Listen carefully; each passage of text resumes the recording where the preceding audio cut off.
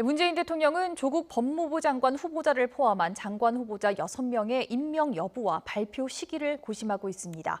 특히 조국 후보자에 대한 문 대통령의 결단이 주목되는데 당초 오늘 발표 가능성도 제기됐지만 생각보다 시간이 걸릴 수 있다는 관측도 나옵니다. 청와대 연결해서 자세한 내용 알아보겠습니다. 김도원 기자. 네, 청와대입니다. 네, 문 대통령이 보다 신중하게 임명 여부를 검토하고 있는 것으로 보이는군요. 네, 청와대 안팎의 의견을 좀 더 수렴한 뒤에 결정이 내려질 것으로 보입니다. 지금은 매주 일요일에 열리는 노영민 비서실장 주재 청와대 현안점검회의가 열리는 시간인데요. 여기서도 임명 여부에 대한 논의가 있을 전망입니다. 청와대 관계자는 조 후보자 임명 여부는 정말로 아직 정해진 게 없고 언제 한다고 시기를 못 받기 어렵다고 밝혔습니다.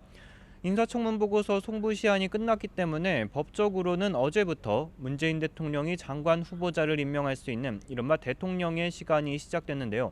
문 대통령은 조 후보자 인사청문회 이후 검찰 수사 상황과 야당의 반발, 여론의 변화 등을 종합적으로 보고받고 있는 것으로 전해졌습니다. 오늘 오후에 열리는 더불어민주당 최고위원 간담회 내용도 비중 있게 고려될 전망입니다.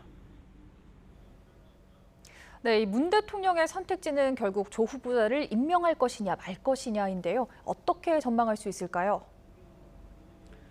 네, 그제 청문회가 끝날 때까지만 해도 사실 조국 후보자의 장관 임명은 정해진 절차라고 보는 시각이 많았습니다. 야당이 조 후보자를 낙마시킬 만한 결정적인 의혹이나 증거를 제시하지 못했고 또 조 후보자가 잘 소명했다는 게 청와대 내부 평가였습니다.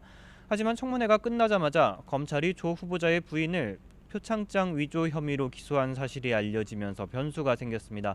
부인이 기소된 상태에서 후보자를 법무부 장관에 임명하는 건 문 대통령으로서도 상당한 부담을 안게 되는 것이기 때문입니다. 아직은 조 후보자 임명에 대해 청와대 내에서 별다른 기류 변화는 없는 것으로 알려지고 있지만 임명 발표가 확정되지 않으면서 미묘한 분위기 변화가 있는 거 아니냐는 관측도 나옵니다.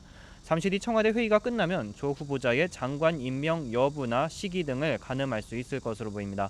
경우에 따라서 문 대통령이 직접 대국민 담화 등의 형태로 발표할 가능성도 거론되는데요. 특히 조 후보자 관련 의혹 수사를 놓고 청와대와 검찰이 정면 충돌하는 모습까지 보인 만큼 이와 관련한 입장이 나올지도 주목됩니다. 지금까지 청와대에서 YTN 김도원입니다.